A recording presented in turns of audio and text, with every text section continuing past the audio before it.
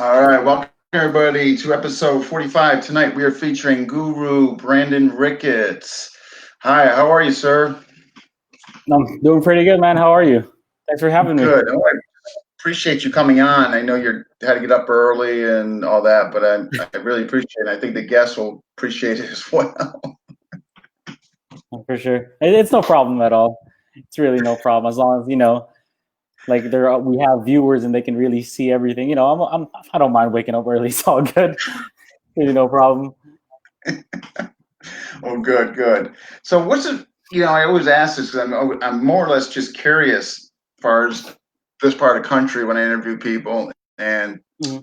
also throughout the world. Like, so I know we touched on it when we did the test run. What's the current status over there? Are you guys in lockdown, or I mean, are you guys still able to move about? I mean, as as of right now, we have like just the general quarantine, I guess you could say. Where, we're still good to like go around in terms of like work and everything. Like people can still get back to work. It's just the gyms are still closed, and then there is still curfew happening. But in some areas of the Philippines, there is still lockdown happening because there are some cases like coming up recently, and so some are still on lockdown. But overall, somewhat slowly we're kind of adjusting back to normal, but not too soon yet. Slowly is everything. So the whole mask, the whole thing, that. Yeah, the whole mask and everything, it's still happening. With all the alcohol, sometimes if needed, wearing the gloves and everything, and also like the face mask as well, just for extra protection. Wow. Yeah. Jeez. Yeah. Well, hopefully you guys get through that. So, with regards to that, are you able to teach? Are you teaching anybody, like even in privates or anything like that? How's that going? Actually, in terms of teaching with privates, there were some where I was able to still really like have a like still teach through the through video call and everything, but it's pretty tough. Of course, it's really different. It's hard to really focus on your students' movements and everything, since sometimes depending on the connection, right, could be blurry. Just moving too fast is just really hard to see. It's a challenge, but we do what we got to do to still at least educate people and also teach them, like in terms of like who are still willing to learn. But it's been pretty tough, Yeah, I know. I actually. know. Like the other night, I was on with Guru Vico, and Hmm. he had some stuff going on in his internet, and like he's showing something I couldn't see it, but I was Oh, getting the gist of what he was talking about, so I was able to kind of. But yeah, but you know what though? Like you said, it's better than nothing. You know. it's true. Yeah, Yeah. it is. Yeah. Hmm. So just I want to get in. I mean, obviously, it's pretty obvious your FMA background. I mean, obviously your great late great father and all that. I guess what I'm just curious, did you obviously aside from him and all that, was there ever a point where you experienced any other FMA styles outside of his? Um, to be honest, no, I wasn't. I mean, I was able to meet a lot of different instructors through like Illustration, whether it's from demos or just like a meet and greet, I guess you could say. But a lot of times I was always, or let's say whoever I competed with, like for example. But the ones I always kind of saw, like who I sometimes like we would actually like cross train with them from time to time. It was Dose Paris, and then also with with the Lameco guys in Los Angeles with Guru Dino. So there was a lot of times where we would actually just exchange here and there, but also like do a lot of sparring, like cross training. It's all for good fun, really helping each other out as a training. But it was really just me training in Illustrisimo for the most part. That's got to be because Lemenko, just from being under Guru Mhm. David Gould, and he's always told me that the majority of the edge weapons is Illustrissimo. So it must have been a nice compliment when you got together with the Lameco guys because it obviously their edge weapon interpretation was coming from there. So that must have been nice. Yeah, it was. it was actually pretty nice. And then with also the Lamecca group as well, they were also always giving me an opportunity to actually really like also like promote the art over there, like in LA, or let's say like whenever doing seminars and everything. So they've been actually like really good help. Plus, really good guys, really friendly guys too. Like with the Yeah, Lamecca no, group over there. Mhm. yeah, I heard. So then, all right. So it sounds like just through basically either sparring or cross training and all that, which is good. How old were you? When you started? I mean, I'm guessing you must have been young, but how old were you when you started? Yes. Oh, it's young. From the pictures that I've seen, I could also say like, and also from the very old videos that my dad would have, because he would always record everything. Mhm. So it's safe to say that I started in terms of like with my martial arts journey. Started when I was 3 years old. Actually, my older brother, of course, started earlier. He was, I think, 1 or 2. So he was, I mean, definitely younger. But in terms of martial arts, of course, being that age, I was like, like with the stick and everything. I was too small for it, so Yeah. I wasn't able to really hold on to it until I got up to maybe at least like around 9 or 10 years old. Mainly, it was always just like boxing or kickboxing. That was like the main thing. Like learning how to punch when you were like a toddler. Let's say, being like a little kid, you would have like those speed bags. I remember like my dad would always have like there's the tall one and there's also the small one. The small one is for those who can't reach the big one, right? So at least of me being like I don't know, like super tiny, I was able to just to kick it. That was like my main thing. And then as I got older, once I was able to reach the top speed bag, and that's when I Yeah. was able to grab onto the stick, and that's when I started training with everything. it's Wow. it's it's interesting with that whole journey. So Yeah. at 1 or 2, what was he having your brother do at 1 or 2 years old? From all the videos that I've seen, it's always just it's either my dad would hold on to my brother and make him like punch through the pad. Like one of my dad's students would hold on to the pads and my dad would carry my brother and he would just like make him punch him. It's like literally just like yeah, there'll be tons of pictures for that, or maybe just kick. Yeah, exactly. Getting their child like the feel of that motion, and then next thing you know, as the years progress, like we're just actually just doing it just naturally. It's like we're so used to it. Even just Yeah. playing around, we're just doing that. Wow. No, obviously it paid off. Yeah. uh, I mean, gosh. So, all right. So, wow, 3 or 4. So, I guess as you got a little older and you were able Mhm. to cognitively understand stuff like that, like what was he, what was his focus on in those early years? Like, what was he really trying to instill in you? The main thing for that was really sparring, actually. Like throughout the years, it was always sparring, sparring, sparring. Um, my dad would always like teach us to not be afraid of sparring because it's really just like a learning process, and it's just also for you to really test out everything you've learned. Whether you're just testing out, let's say, a certain technique or just like a concept that you picked up, a lot of it was really just sparring. Like it was always every single time we would have a training session, sparring. Even if there's not a training session, sparring. It always has to be there. It's really just more getting used to it. But since my dad was such a fan of like full contact sparring and everything, it was really just to also build the confidence as well. Because I actually, Yeah. for me, I wouldn't have had the confidence to really even like either when it's like talking or like even like public speaking or anything, or even just anything if it wasn't for sparring, because it really helps build character. It helps you become humble and everything. So it really Mhm. helps a lot, actually.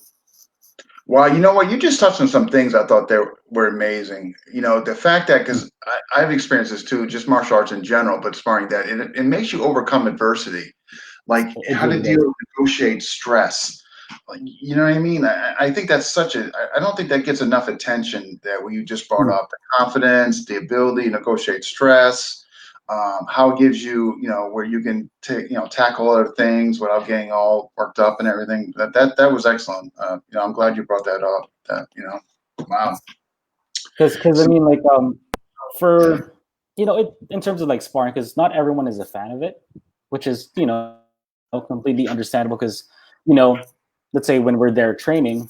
sometimes there is a chance that you might get hurt, and then you still have to work the next day. So it's completely understandable too. Or maybe you're just not used to like just hitting someone or getting hit. It's really normal in terms of that. It's just a lot more of like a learning process, because even for us, like even in terms of sparring, it wasn't like a hard, like being like so young back then, it wasn't just more of like a hard sparring right away, especially with my older brother.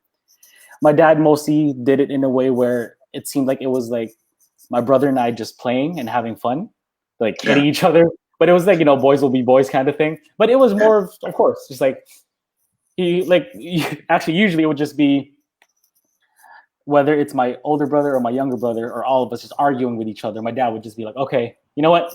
Instead of like really punching each other, here, come here. I have gloves and headgear. Just put them on and just punch each other. At least it's safe, Plus, Yeah. you also learn, which is good. You learn how to take a punch in a way, but in a safe environment. But I mean, it helps. It really helps.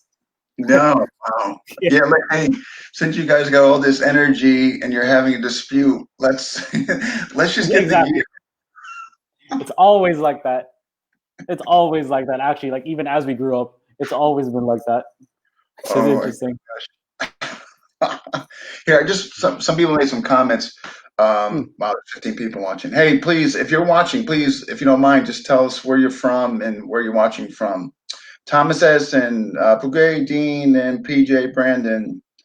Thanks for watching, Tom. Julius, shout out to the Mako guys. Still good friends with Eric Cho, Erica's first student. Oh, Okay. And what else we got here? okay. And And Guru Jeff. Jeff. Oh, There you go. Yeah, ease into it. Yeah, for sure. And Richard Pack, brotherly love. Yeah, the true expression at the Ricketts household. exactly. Always a part of it. Wow. So then, all right. So, I mean, I know, weapons was a big part, but you just mentioned, that you guys would put gloves and all that. Was that just from what I'm getting from Guru Vico? Was that the Sagasa, or was that part of that? It was The other also part of it curriculum? as well, actually. In terms of with Sagasa, like growing up, actually it was because for me personally, it was more of my dad taught me the foundation of boxing, and then once I understood that, like actually like getting the hang of it, and then I was also he was that's when he started like teach me more in terms of like the hip movement, because I remember like every time I would actually do like the dodging like sequences in Sagasa, my dad would always put my hands on my hips and like force me to twist my hips right away. Like he was really showing me like that snap, like always Ah, leading with the hips first and everything. Yeah. So that's when and that's what helped me loosen up my whole body, actually. And so which helped me like later on in terms of like whether it's like sparring or actually doing flow. But it really helped. Uh, huh. it really helped a lot actually. Guru Vico's been has done that with me. That that just that like that. You know what I mean? Hmm. So yeah, it absolutely has a value. Um, so then, all right. So as you're coming up through, Mhm. as you're getting older, was sword mainly, as far as the weapons go concerned? I should say the longer weapons. Was sword mostly the emphasis? It was actually, well, the one thing that my dad mainly focused on with us was single blade or single stick, I guess you could say. But then he wanted to get a good foundation of it, because once we actually understood the basis and foundation of single stick or single blade, that's when my dad moved me up to either double stick, double blade, or spade daga, or just knife. That was when, or double knife, for example. But he really wanted me to get an understanding of it, like really getting used to the whole single stick, just because in terms of range, like playing always long range and everything. So once I move on to something, let's say like a little more close quarters, which is like a knife, I'm actually really able to gauge my distance and really use my footwork a lot, since I'm always so used to fighting at a very far range. So if I'm like really up close, I'm still used to always moving out and moving in, like in terms of like as if I was like really using a stick or a blade. And it's really about the range. he was mainly focusing on me understanding the range more, just so like I'm not just going in and just taking hits, trading you could shots say. or what have you. Because I mean, like even growing up in terms of boxing, my dad had a nickname for me before. He would always call me Brandon Bato. Bato means rock because I'm always like taking all my punches. Like all my older brother's punches, I'm always taking it, which is bad because I'm not using footwork or anything. And that's when my dad started focusing on stick. And that's when I actually understood always like staying outside, because if you're actually sparring with sticks or knives, it's not good to get hit a lot, especially whether you have headgear or not. That's sound. But with No, my older brother, no headgear. He didn't care. He just kept smacking at me. I mean, I learned, which is good, but it's no pain, no gain. You could say. oh my God. So now when you reference your older brother, are you Mm. speaking of Bruce? Yes, yes, yes. So was Bruce not very nice as an older brother? Or? He was. Yeah, no. He was actually like a really good role model in terms of teaching. But there were times actually when I would do, let's say, certain techniques, whether it's, let's say, some grappling techniques. He would teach me like one thing, or like maybe like a sweep. He would I would just attempt the move and he's already falling. So in my head, I'm like, so it's that quick. I guess I could really pull it off nicely. But every time I try to do it against him, he's like it doesn't seem to work. So apparently he's just been faking his fall. He hasn't been really doing it right. He's just because he doesn't want to teach me because he's always using it against me. And every single like flow video that we have, there's always him sweeping me because it's always that sweep. He always wants to, I mean, being an older brother, of course, you always got to be like have that seniority, Okay, you can't have your younger brother like sweeping you down. So, but with him, he's actually been like he actually helped me through a lot in terms of really understanding the details of like the techniques that my dad did, or let's say with what Tatang did in the videos, because he was the one who was able to still meet Tatang when he was still very young. Even in old pictures, you'll see just like a little boy in like a ninja mask, and that's him. With him, yeah. Wow. Speaking of, you mentioned double weapons. I'm going to pull this up because I thought this was pretty spectacular. Now I found out your age when this came out. All right, we're gonna play it. Oh yeah. Yeah. Was this in California?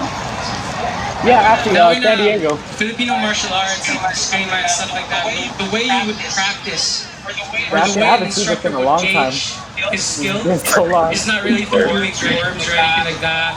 A good like 9-10 years. Traditional martial arts or karate school would do it. It's really different. The way they would gauge you is how you do your amara, or how you do your shadow. So that's your brother there, right? Yeah, It's how you move and how and you that was the react time when and we how all you had shaved visualize heads. yourself. My dad wanted to shave all our heads just so we all look the same. And that's what you're gonna see with Brandon the way when he does his double stick. Shave He's gonna be moving around, visualizing different opponents and trying to move as he goes. Go. And this starts to get.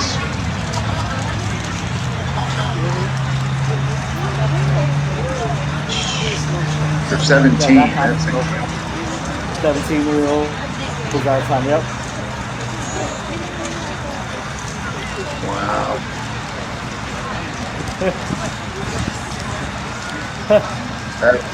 Oh, that's something to go. But this is the part when my brother actually shows the flow of it. He does what now? Yeah, right here. The shaved head gurus, I guess you could say. Well, I just want folks to see that. I thought that was excellent. Wow, for 17. I mean, so did he have you like constantly? I mean, so was it fair to say going up? I mean, you were pretty much practicing every day. Actually, it was more of yeah, we were practicing every day, but it was more of it was a lot more of as we would practice, it was more of sparring, to be honest. It was mainly sparring. My dad didn't really like sit us down and actually do like formal training. It was like how like we normally do, like in terms of like an actual class. It was never like that. It was more of, let's say, my dad would, because in our garage back then, like my dad would have like his gym setup, and so like in one bookshelf, it was, instead of books, it was mainly like all his DVDs. So what he would do is he would actually play the videos, and then you would actually watch them. And after like watching, let's say, like a certain technique, and then my dad would actually demonstrate it to us and also explain like the reason for this, the reason for that, like why we do this and why we do that. It was a lot more really just letting us understand the movement more. Just so whenever we're doing the movement, it's not just like we're just throwing it just because we were told. It was more we're throwing it because we know the meaning of it. There's a reason behind it. Same thing as like when you're throwing a punch, you know, there's always a reason behind it instead of just throwing it. Because it could either be like you're setting up for something or you just wanted to lead with it. I mean, it really depends on that. But that was really my main thing with my dad was it was a lot more really understanding the reasons behind it in terms of the strikes. And same thing with my older brother. That's also what he emphasized a lot on me.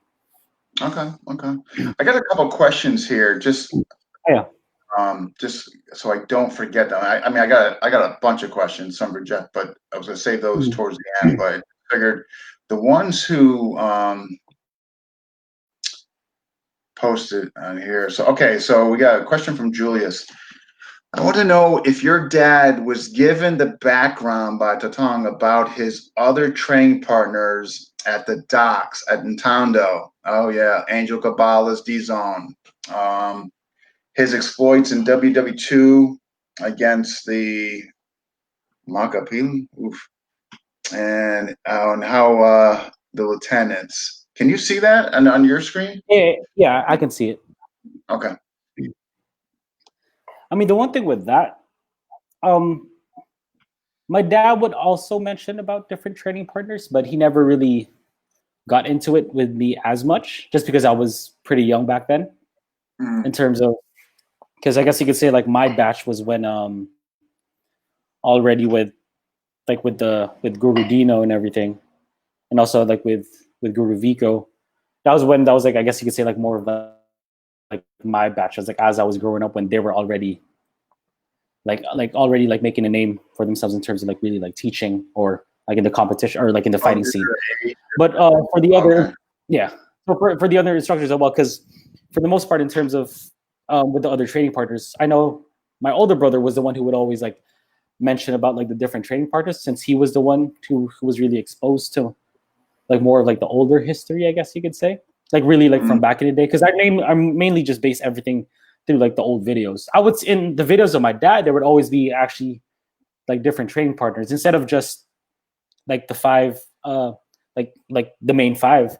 There's also the other ones from different styles as well, just like coming down, also like doing like their demo or like their techniques, just to, you know, just an exchange really. Okay. And my dad also like got that on video and everything from all different styles actually. So which is good. So what we have to do is I'm gonna have to ask Guru Vico about see if he's got any of that information, since the older generation. I wouldn't say the older, but like the ones who also started early. You know? No, I'm just kidding. I'm just gonna be busting on Guru Vico. I have to find that out. All right, next question from on here, and I think that far as all right. Your father had a kung fu background. Did he incorporate any into your training? He did, actually, a lot of it. My dad was really big into like Chinese kung fu. The one thing he focused on me was this style called Ngocho Kun, which is also known as Five Ancestor Fists. And for that, it was really a lot of like the breathing exercise, but also in terms of the techniques for, you could say, like self-defense as well, because that was the one, I guess you could say, like kung fu that he taught where he really used in terms of him like getting into fights over here, even from back then. Yeah, like a lot of his Bakbakan guys also know about it, but like my brothers and I also know about it even from before. It's just because the techniques of that is really just, it's not mainly for sport. It's really just about like really breaking bones or like really using your elbows and knees. It was mainly that, or like eye gouging. It was really meant for a fight or like self-defense, I guess you could say. But you know, my dad was pretty much known for like the fights over there. Even here in this area over here that sells, I guess you could say, like those like pirated DVDs from before, that's when he would actually get into like a big fight over there. Yeah. Even with him just like coming home, I remember like even when we were young, like my brother and I, when we were young, like I saw him like coming home, like all like his shirt is all ripped up from like fighting like 5-10 guys at the same time, just like, and then my uncle, which is next to him, even has a footprint on his shirt because like, you know, getting kicked, which is like, I'll never forget that. It was like the biggest footprint I've ever seen, you know, being so young. But I mean, it was interesting actually with that, but my dad really mainly focused on that in terms of really, because it was a lot more of the trapping, I guess you could say. It helped me a lot in terms of like with my hands, in terms of whenever we're doing, let's say like the fond, in terms of like techniques and everything, it really helped me a lot. Like he really incorporated that in like as part of the training as well. Okay. All right, we just got some more people. Hey, Mike, thanks for jumping in. Hey, Paul. Let me see. Mike and Paul. Vigo, sparring was the warm-up. Yes, Brian, I wish I started that young too. Richard Packman, shaved heads. Jeff Crew, just secret techniques. All right. All right, so then, okay, because I know I got those questions there, so I just want to get back on track here as far as, okay, so when he came to the States and all that, did he open his school right away, or was it? Oh no. When we all moved to the States, it was a lot more of him like teaching privates or doing seminars.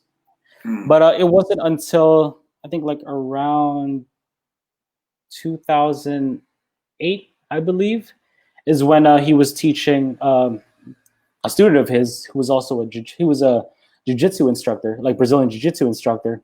And then, you know, there were times when my dad would also teach him like for free. It was just because like, say he didn't have any money, but his money wasn't enough, but he really wanted to learn. And so my dad, being as generous as he is, like he would just say like, oh, you know, it's fine. Just don't worry about it. Just get it next time. Because he really likes teaching people, especially when he sees them like really interested. There's always like a lot of cases for that. And so ever since that, like his name was Dominic. His name was Dominic Parker.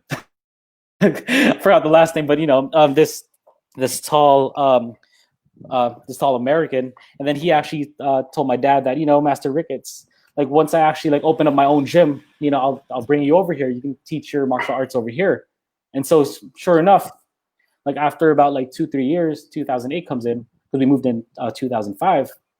That's when he brought us over. And then that's when like the whole Linda Vista group started. And that's where with Jeff and Paul and Mike and like basically the core group, like the core group of the Sumo USA.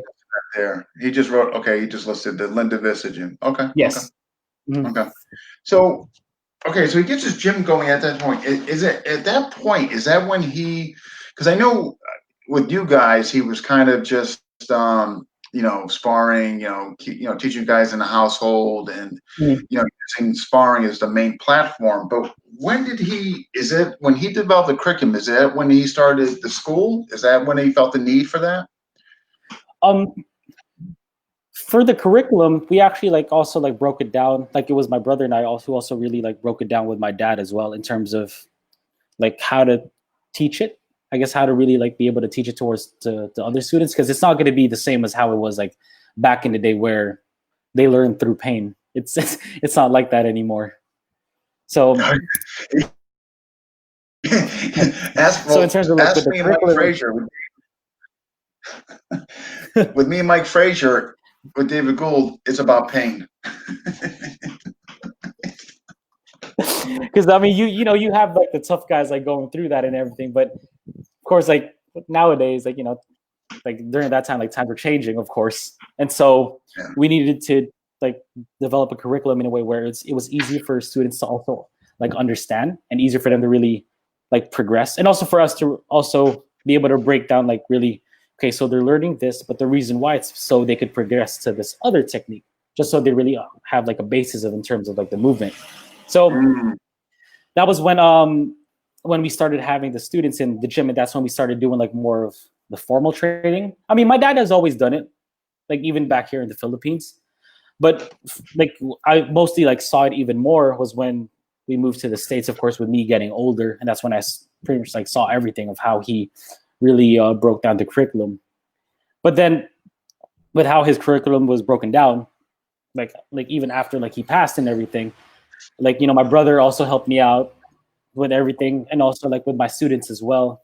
That we were like also like making a list of like in terms of the names, because there were times that whenever my dad would teach them, my dad would just do the movement, but then he wouldn't remember the name. But then as when we would see it from the old videos, and that's when, oh, okay, yeah, it's that name. It's like, so you're okay, yeah. So it was a lot more of he always remembers the movement, but the names have always just been like an on and off kind of thing. Like everyone has their own names for it, but it still like translates as like the same movement. So that's when we started like really having a list down. Just it was easier to remember, you could say. Yeah. Especially if you got more students and what have you and all that. Guro, he since there is a KIUSA, is there a KIPH? Yes, actually. There's also the Calis Illustrísimo Repetition Original, which is headed by Master Arnold, and also taught by a Guru Duran Sordo, who was also part of Bakbakan as well. They normally teach in like Luneta Park or also in Makati City area. So that's part of like Tito Tony's group, Tito Tony Diego.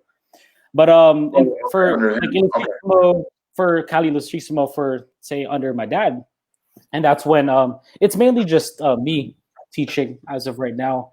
Whether it's me or my older brother, whenever he has time off from his restaurants, it's normally just us like really teaching, like in the Philippines, and for my like mainly like the Illustrísimo of my dad's branch. Just to clear up on that. Okay. So then, one of the things I noticed, and I think they're very helpful as far as your form and responding with what would appear to be logical responses based on the defense you're doing against the incoming strike. And I guess what I'm referring to is kind of the lack of a better name, the sets, like the like the Estrella series and all that. When did that come into play, and why? For the Estrella series, actually, like how it actually started was when, because there's the Estrella series, there's the short one, and the long series. Actually, the short series is the one that's more, or sorry, like the long series, from what I remember, is the one that actually I would also see like other Illustrísimo practitioners doing, which is also from like the old videos from what I've seen with my father from like back in the day. But the reason for those series is just because of mainly it was more of like in terms of like really understanding more of like the blocking. That's one way. That's one understanding of it. But it was also more of to really have like a set of movements where after you do this technique, if someone comes in, then you already know how to react to it. It's really getting used to that whole like, I guess like muscle memory kind of motion where, okay, you block here, he comes in, okay, you're there. Here, there. It's really just understanding that kind of movement, like those small movements where you're not really making a big movement. It's just like a quick move. It's like a quick switch, you could say. Really getting used to that. No, they've been exactly like, and what I found also, it definitely, from my personal experience with Gruovico, for instance, and seems not only to help your form, but as you just mentioned, like giving back responses, what's the most logical, what I mean, like, and all that. And so, I think they're helpful, and all that. So does that something that all you guys kind of, I know you mentioned the long one goes back some time from the old videos, but some of the shorter ones, like for instance, the Fraile series, Estrella, and all that, the Fondo, was that something that you guys collaborated on, you, your brother, and your father? Yes, actually. With those series, like those 4 movement series, the main purpose of that was really to, it was more like to make it easier for students to understand. in terms of like understanding like the different I guess you could say the different sides of each one's, like for example doing a sombra block or roof block and also doing a reverse sombra. It's just for them to really understand like how it's used in terms of like, okay, so you're in this position, let's say you're like you're far away, so whenever you're going through like for a reverse sombra, you always have to step in and move to the side, because if you're just taking everything in just like this, you're taking all that power. But if you move to the side with it, it's a whole different thing. And then it's also for them understanding that, okay, for reverse sombra, you have to move to the side. For the normal sombra, this is the one where you're either coming in or coming at an angle. But if you're coming in, it's a whole different way of doing it. For example, normally when people do sombras, it's always up here. But in reality, you're always doing it in front of you, not here. It's always in front of you. Because the reason for that is you're actually stopping like the block halfway and then actually coming in with a counter. That's something I've actually, my brother and I were able to fully understand just because of through sparring. Like through techniques, it was always taught block here, block here. But as I kept going through with sparring, I noticed that every time I do this, like even though I'm doing the block correctly, my head is still getting hit, like the top of my head. And that's when I started. Yeah, exactly. Like you really, like in terms of techniques, it really changes through fighting, I guess you could say, or like sparring, because you really find which one really works for you and which doesn't, and then how you adjust to it. It's really that. Mm-hmm. No, well put. Yeah. No, I know what you mean though. Like, like if you're coming over like a hard drop strike, you're putting it like right there. Exactly. You know, especially the person's 200 plus pounds and it can really hit. I mean, yeah, man, you gotta like exactly. Especially if the person's taller than you too, they can definitely reach over your head, even the back of your head. Yeah. I mean, being short too, I had to really understand the technique to really be able to save myself, because I hate getting hit in the head. With those headgears, even without the headgear, the sound, the impact, it hurts. Like after a while, it hurts. So you really have to understand everything. Yeah, exactly. The miserable echo. Exactly. It's that loud sound too. Yeah. Wow. So that's good, because all right. Again, just to reiterate, I think those mini I find them very helpful. Not only the development of the form, but good responses, where to be, good placement, good footing, and all that. So I think they're well done, in my opinion. So we kind of already covered this, but it already came out. But just and again, you might be reiterating here, but just before we get into some of the other questions from the other folks, but your view, obviously your father had incredible stress on sparring. Your view with regards to your students, what do you instill them regarding that? Like in terms of sparring, is that correct? Yeah. Oh, I mean, with sparring, with my students, they really had no choice. It was really more of, I mean, like with Jeff, Guru Jeff, with Paul, Mike, and everyone. We always need to have that at the very end of class, just so I could end class properly, is the sparring. But it's really also for them to also develop their own style of sparring, because with something that I learned like throughout the years in terms of techniques with Illustrissimo, like not everything can really work for a practitioner. It really depends on their height as well. Because with that, like I'll explain also, because there will be some techniques where I can't seem to pull off, even though like I do it like I've been practicing for so long. But in terms of sparring, I really can't pull it off. But then I would have a student. I have my student's name is Brandon, like a really tall fellow who really helps me out as well. He's able to really perform like certain techniques. Let's say whether it's fraile, which for me, like in terms of sparring, but for me, I can never pull that off because it's just my hands aren't long enough. But then some of the techniques that say either Floretta or Australia, I can pull off. So in terms of that, with sparring, like for my students, it's really for them to really help develop the techniques that really work for them. That's why we do a lot of experimental sparring, where I would tell them, okay, make sure that when you're sparring, you have to make sure you really are able to really pull off a certain block. Let's say, make sure you can pull off an Australia block in this whole sparring round. No matter what, like you always need to be able to pull off an Australia. okay, fine, like you guys sparring, but you need to be able to pull off that block. Somewhere in there, you need to be able to pull off that block. Or let's say a disarm. Same thing. What if it's like in terms of sparring, once you're like tight, you need to be able to pull off a disarm from a certain technique. They just have to pick one, and then that's when they start like working on. So it really helps develop their own style and really understanding like the techniques that really work for them. Because I mean, not everything really works. Like you'll be able to have a good understanding of it, but like with the body type, the height, the length of everything, it really depends on the person. It's something like I actually like noticed. Mm-hmm. You brought up just that's so fascinating. You brought that up.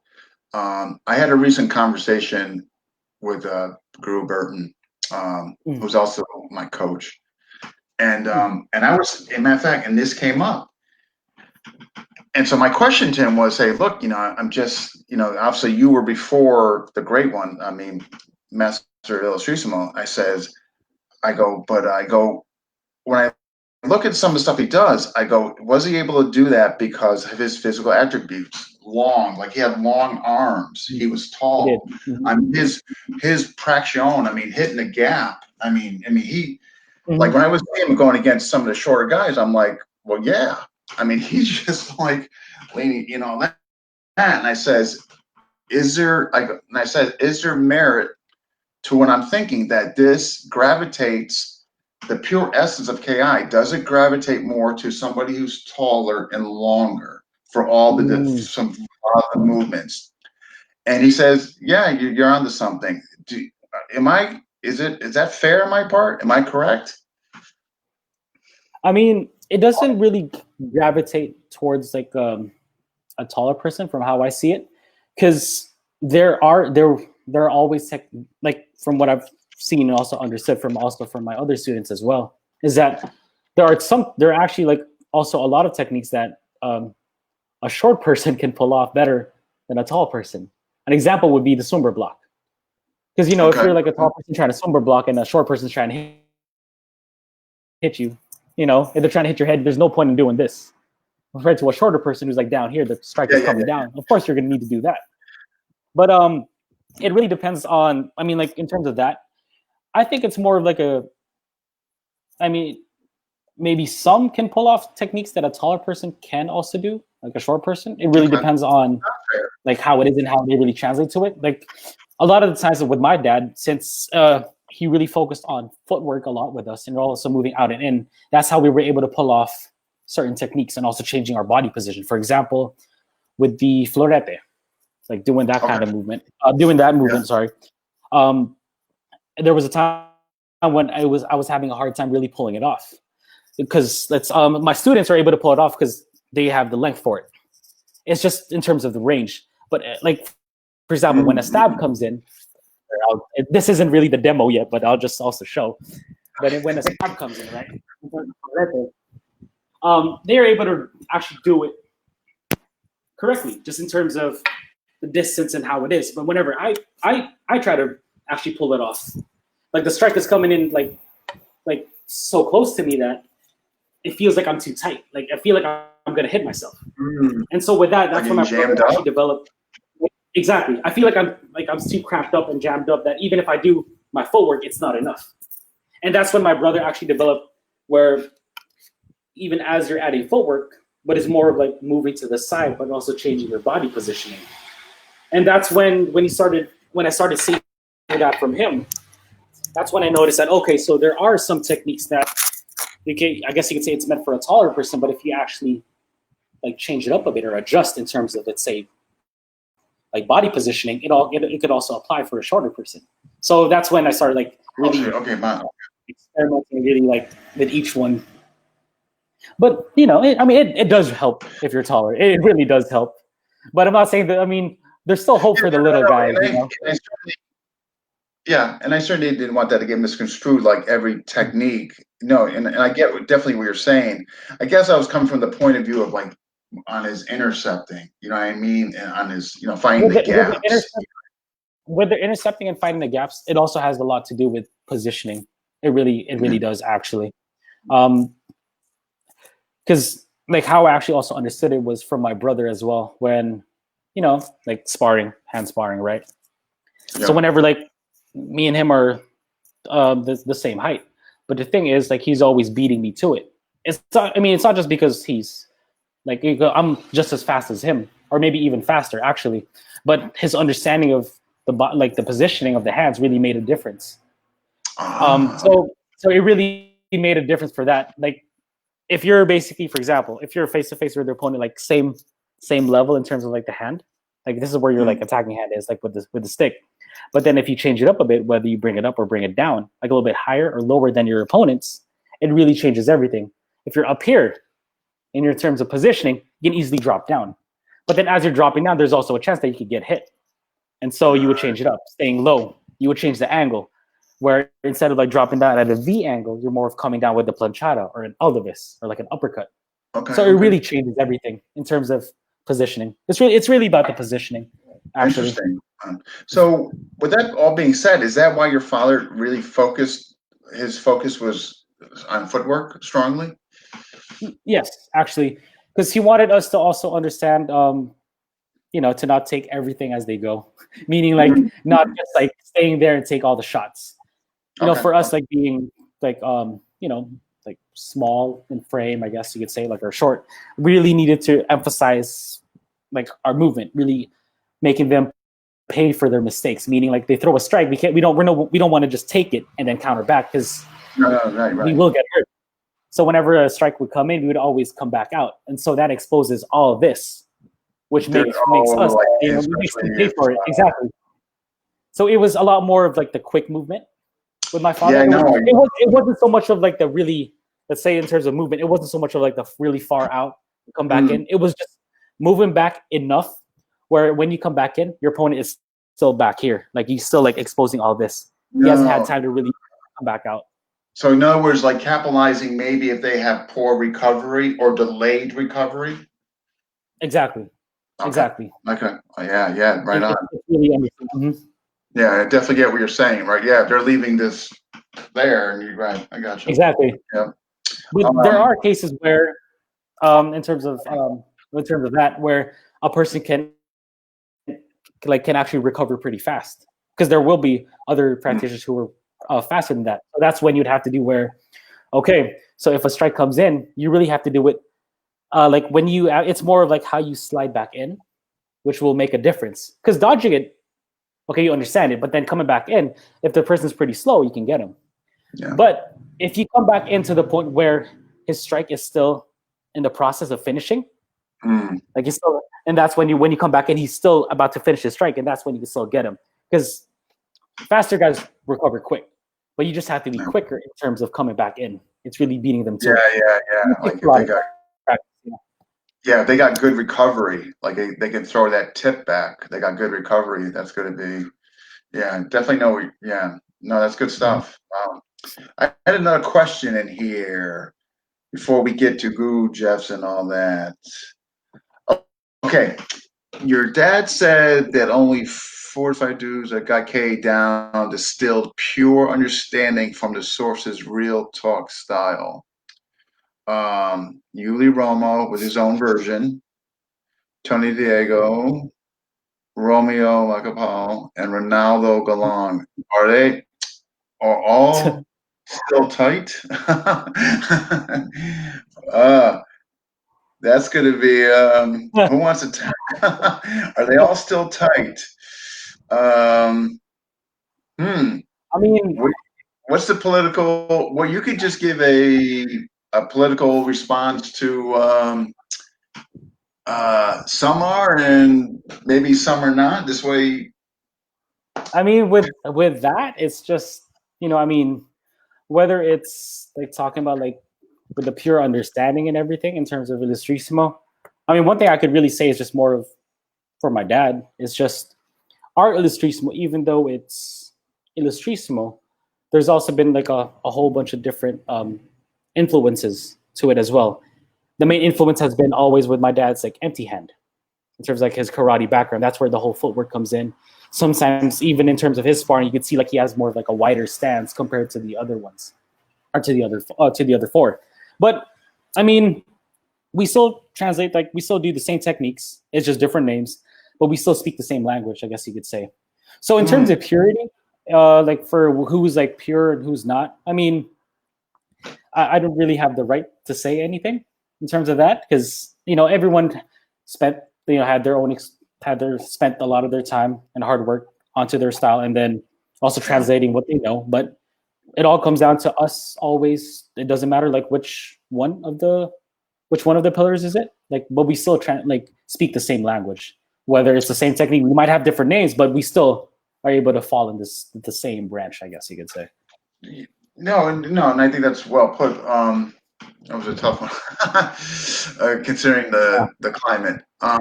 But is it fair to say that Master, R.I.P. Master Diego?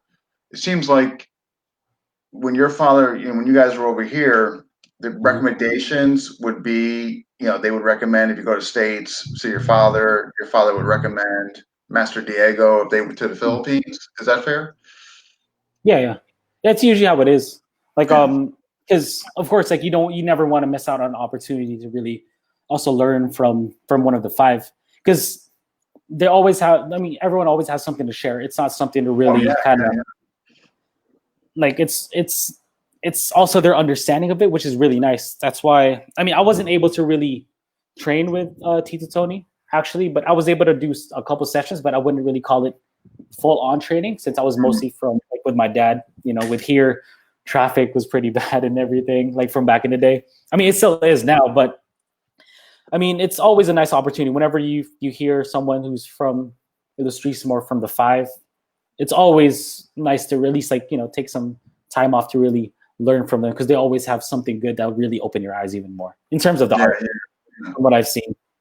Actually. No, I think if you can, I think it just adds to your journey, and just experiences from other people. You might get something that may be, expounded on your knowledge already, or open up a new door per se, or something like that. You know what I mean?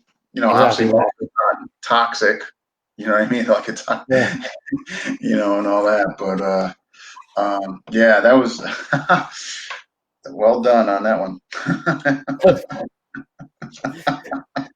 So, okay. I just want to make sure I didn't miss anybody on here as far as questions. I think I got everybody here. Yeah. Okay. All right. So, okay. All right. So I got questions. And then we got your demo. Okay. This is again from Julius. He sent me this prior to the interview. Did you cross train with the Barboas since his family settled in San Diego as well? Barbo. I think it's Babo. Babo, yeah, I'm sure. Babo. Yeah. Oh, yeah. Actually, I remember meeting them actually a couple of times. Also, with because I remember meeting them, and also more of my dad teaching, at their, I think it was a garage, because I remember going to someone's house, and it was they were there. I think it was Nar. I think it was both the father and the son that were also there. Yeah, so Nar, right? Yeah, the father, right? Yeah, okay. And also the son as well. I think it was Neri. I would get their names confused. Sorry, very sorry about that. But yeah, I would actually see them a lot. Whenever we go to the I think it was a mutual student that we both had. He trained under us, and he also trained under them, and that's when we would all meet in under the same roof, and also talk and cross train and everything, and then do a lot of sparring as well. Yeah. Oh, neat, so we did actually meet past a lot. Mm-hmm. Okay, so I got 4 questions from Guru Jeff. Good questions too, by the way. Okay. How about what's your vision concerning the Ricketts branch of KI moving into the 21st century? I mean, with that, it's just a lot more of just wanting to really get people to understand or know about Illustrissimo, and also in terms for my dad's branch as well. But I mean, keeping my dad's legacy alive, of course, his teachings, his sparrings and everything, but also I guess you could say also starting my own legacy, because really leading on to this 21st century and everything with the new generation, it's just a lot more really showing them that like this art and this style, it's, you know, it's for everybody. Like, because there are some cases when people don't think, like, you know, like stick fighting is cool or not, but you know, and it's a lot more of just really, it's your culture, it's your art, especially like for Filipinos over here. It's really about like understanding your culture. So I mean, it's a nice way to really connect with your with who you are and everything. But I mean, with all this, it's really just more really moving forward, having people understand everything, getting them to know like, oh, okay, so at least now we know like there's someone still continuing like Illustrissimo in terms of the Ricketts family. There's still someone still leading it. You could say like it didn't just die down. That's really what it is as well. Yeah. No, I think it's fantastic. I you know, like I said, I always knew about you. I didn't even know you had a brother until few years ago. So I always thought like, why is he? After seeing those videos, I always thought like, why is he not out there promoting and all that? But then I found out, you know, you were in San Diego. You know, you were running the branch, what have you, and all that. Here's question 2. Are there any future plan? Oh, this is a good one because I hear this is like gold you guys got. Are there any future plans in releasing more archive clips from your father's extensive video library?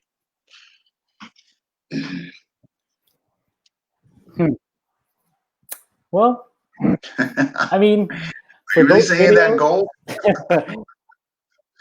I mean, it's, you know, I mean, I guess you could say, I mean, I will release them, but it's more of, I wouldn't really release them to the public.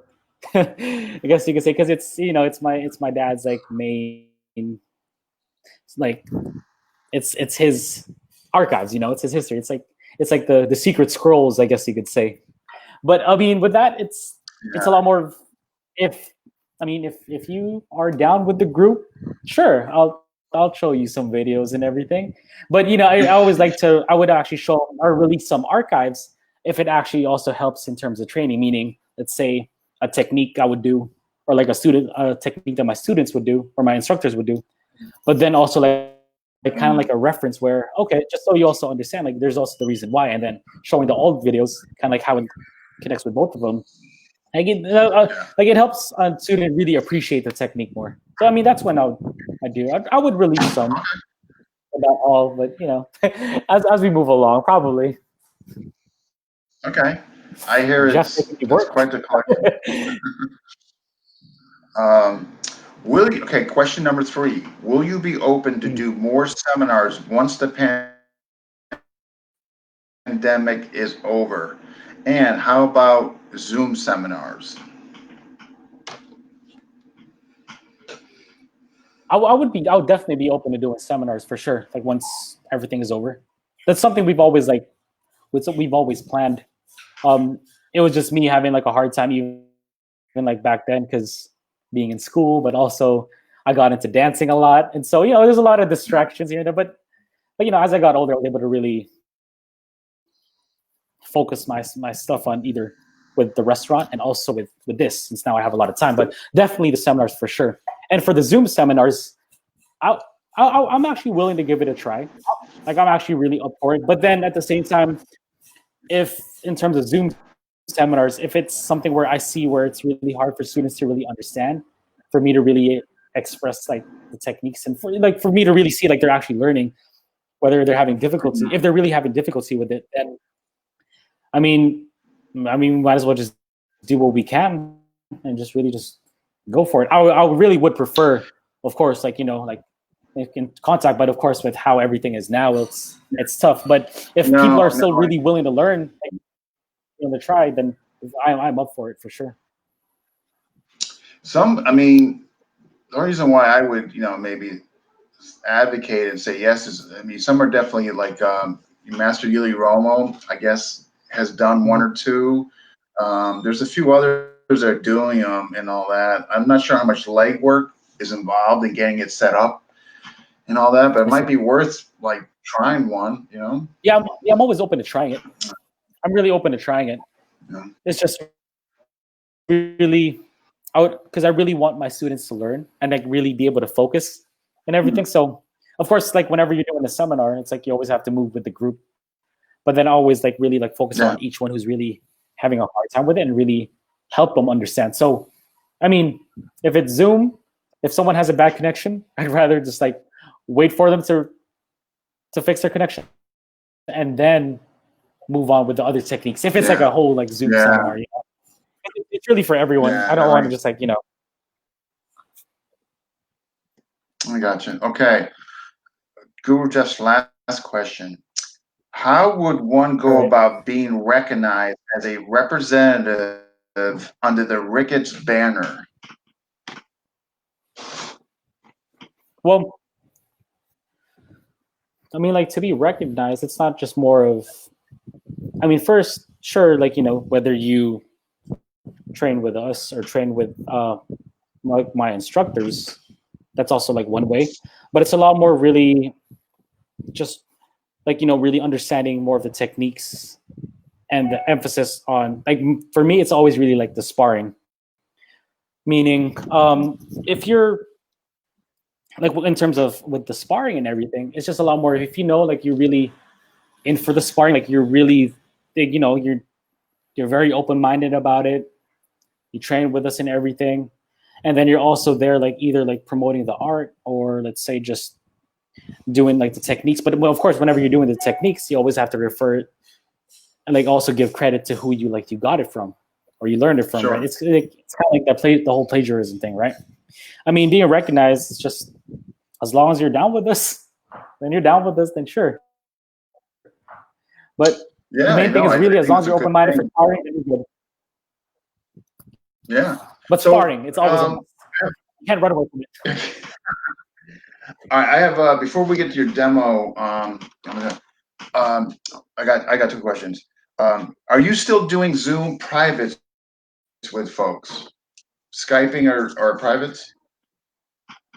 As of right now, no. My last one was about, I think, a week ago or like 2 weeks ago, because I've also actually been focused on like the restaurant over since I'm also managing like the restaurant that my brother has, so it's basically a family business. But in terms of that, ever since you know with the pandemic going on, and since we just opened up for dine-ins, like dine-in customers, and that's when I'm all like focused on that. But I mean, every now and then, it's just if there are people who are still like interested in it, sure, I'm open for it. We would just have to really adjust in terms of time. It's really, I mean, plus whether it's like a student who's like from a different country and everything, it's really about the time. We just really have to adjust with it. But I'm still open for it. You know, if ever like anyone's interested, I'll go with it. Yeah. And I'm definitely interested. My last question before we get to is, are there any plans? Again, I know you're involved with your brother's business and all that. Are there any plans where you are coming back to the States, whether it's to visit or on a permanent basis? On permanent basis, it's not really in my head yet, but to visit is for sure. Like once everything's all good, I'm definitely coming down to visit because I also miss, you know, like hitting their heads like with the old crew over there. But for sure, like definitely visiting. No permanent, no ideas of like actually staying there for permanent. No, but visiting for sure. Yeah. So do you have, I guess, do you have still family in San Diego, or did all your family go to the Philippines? Not all of them. Like my youngest brother is still there, and also like the oldest brother, he was also there. But you know, he has family. I still have a couple families and cousins over there as well. But in San Diego, it's just really just maybe just like a couple family members there. Okay. Since you know the main group is in San Diego, so oh yeah. Okay. But at least you might visit though. So we got that right for sure. Visiting for sure.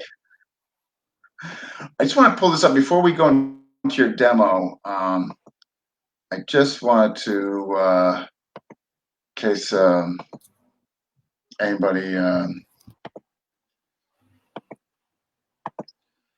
So just whoever folks don't have this and are interested, Guru Jeff knows where to still get this. But I highly recommend it. Whoever is interested in the lineage under Master Ricketts, and all that. I haven't. It's been incredibly resourceful as far as what they do and what have you. So I highly recommend it. And again, I know Guru Jeff has the link or whatever where you can get it. I just wanted to share that with everybody.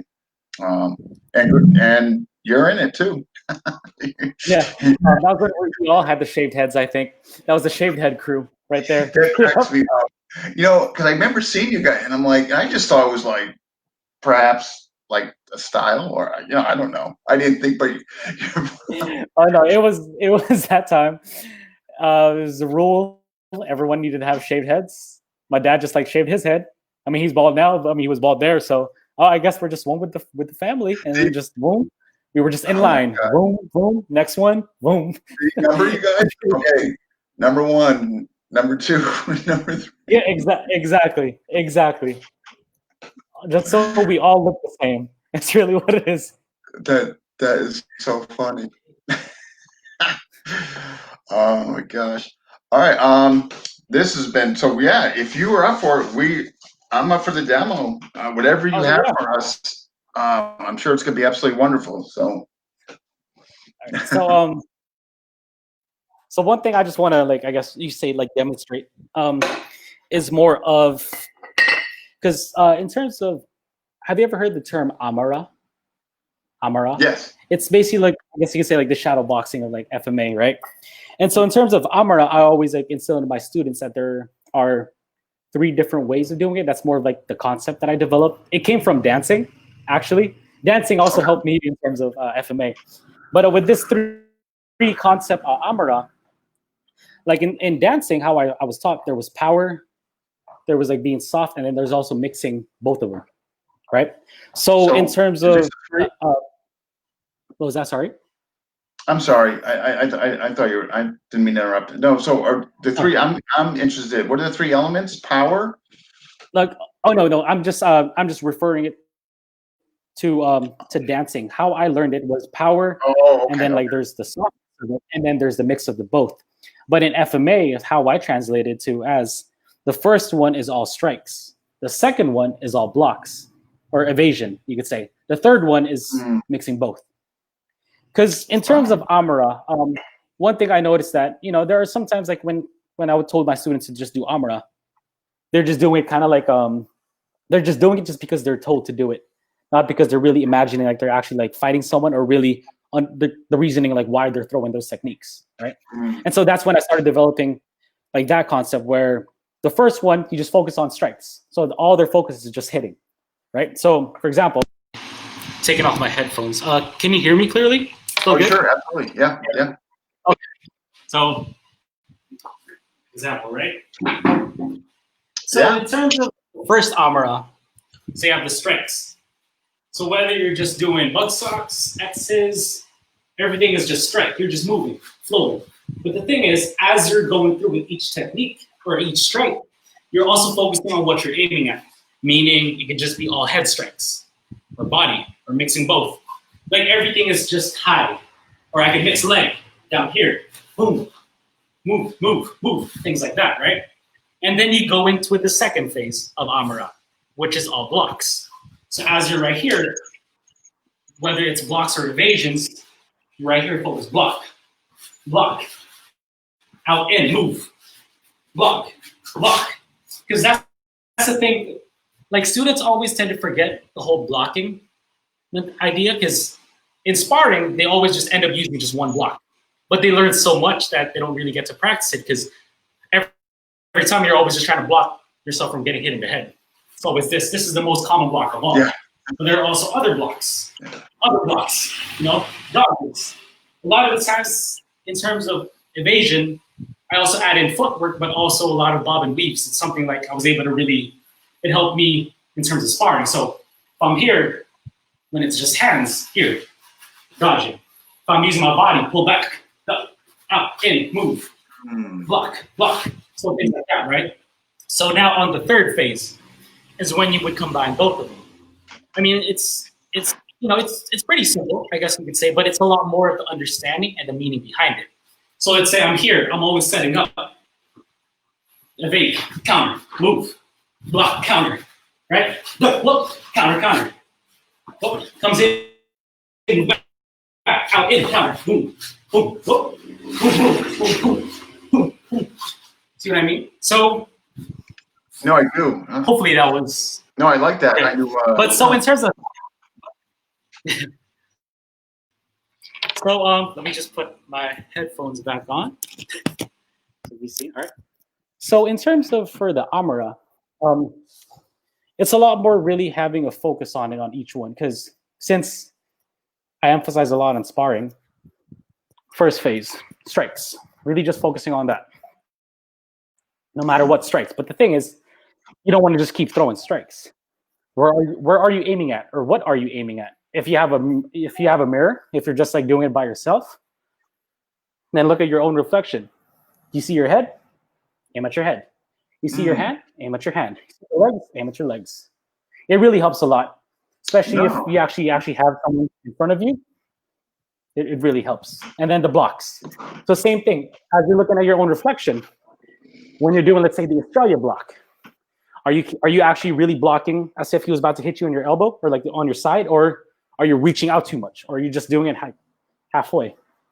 Or let's say when you do the roof block, if you're looking at yourself in the reflection, like, do you think they could still like hit me on the top of my head? No, then I have to move forward, or I'd have to like really step in or step at an angle. So it's really understanding that. And then on the third one, same thing, looking at your reflection as you hit, boom. So now you know that you're open. Let's say you're really exposing your side. So what blocks can you do afterwards? Are you going to move back? Are you going to come in? Are you just going to block? And that's when you really start developing your own style and really understanding like which really works for you, you could say. So it's a lot of that which I taught to my students, is really understanding that concept. I think that's excellent. Yeah. No, the way you break that down, I think that would be helpful for somebody who maybe had some issues with comfort level, like trying to do it and worried about maybe not looking good, or just being, sensitive maybe in that. And, yeah. No, I like that. I mean, especially nowadays with the pandemic. I mean, it's a helpful, like, really, like, if you're just doing it by yourself, since most of the time, like, I didn't have my brother as a training partner anymore since when he moved back to the Philippines. When I was still like in San Diego, whether I was training with them, but it was mostly for my own development as well. And I noticed that it really changed my way of how I would actually aim in terms of sparring, like my focus point, I guess you could say. But it's really, it really helps a lot. I'm pretty sure like a lot of people would, they could either just take this in or just like throw it out, up to them. But I mean, it helped me and also with my students as well. So hopefully they can take it in. I used to hate it. I do it now. I make it religious. I do it now, but I used to hate it because I used to feel like I just wanted to fight. I used to hate it. Like I felt like I didn't look good. I suck at this. I don't want to do it. I feel stupid. Like you know what I mean? Like it was all me. I just, you know what I mean? I just. Oh yeah, but now I got really yeah, because usually at the beginning, like you will feel, let's say, like you might look in the mirror like, damn, like I look ugly. But it's a progress. It's a start. First you look at yourself, damn, I look ugly. The next time you look at yourself, oh, it seems like it's looking good. The next time it's like, whoa, damn, like it's looking real good. So it's really a progression, you could say. No, I definitely really about being patient about it. Yeah. But if like anything else. Yeah. No, true. Yeah. But with this kind of Amra, if being ugly is a concern, I guess you could say, breaking it down like that will help you really develop your Amra. And also in terms of sparring, and also your awareness in terms of like the actual like techniques that you'll be throwing. Yeah. No, I agree. We got a couple good comments here. Where did Mike? Vigo, Amara, adrenaline boost with proper form and intention, and show different techniques. And and he's got more stuff on there, which I'm not going to even attempt to pronounce. Mike Fraser offered info. I've heard this as well. I've had many conversations personally with Guru Dave. So I can attest to what Mike is saying, that he speaks very highly of you and your brother. I mean, this is a really nice guy. When I go to see him, Yeah, I mean, that's fact. Like I've had conversations regarding you guys, so. Well, this was outstanding. I hope we didn't take too much of your time. Oh, no, no, I I'm good. really appreciate you doing this. This is going to be this is going to be a popular one. I just know it. So I what I really do is, appreciate it. Especially the opportunity. I really appreciate it. oh my God, my pleasure. It absolutely, what I'd like to do in the future when we get back to some normality, I would like to bring you, Guru, Vico, and Jeff, the three of you on. Oh yeah, Uh, yeah, definitely, that's definitely. that I think that would be fun. Like in other words, when the ball starts getting rolling, with you guys bringing more attention to what you guys are doing, and the U.S. bring more attention there. The spotlight with Guru Vico coming aboard and him promoting himself, as well as Guru Jeff promoting the San Diego branch. I'd like to definitely get the three of you on. I think Oh, definitely. that would be Yeah, that'll fun. be nice. Yeah, that'll be a party right there. Yeah, you three on there, right? No, that'll be fun. So what I do is I take this when I get done, I transform it to YouTube. So what I do is then when I get done, I'll Okay. definitely I can put the link on your wall. Okay. Yeah, so this way people, Hello? Oh, yeah, I can see it, and then of course it'll be on the YouTube channel, but in turn I'll send you the link. It'll be on your wall as well. all right. Yeah. Okay. Appreciate it. So Thanks. all right, just for the folks and all that, because there was a lot who watched and commented. Any closing like statements as far as like what's coming down the pipeline, or any for the viewers, anything you'd like to say? Like for the viewers, I'd say like I really appreciate you like taking the time to actually really even like checking out the video of actually with me, because I'm not really that well known, but I mean, look, in terms of with the support of illustration, like I really appreciate it. Really appreciate like everyone coming down. Like really, like I'm really thankful for that. I really appreciate it. Thank you.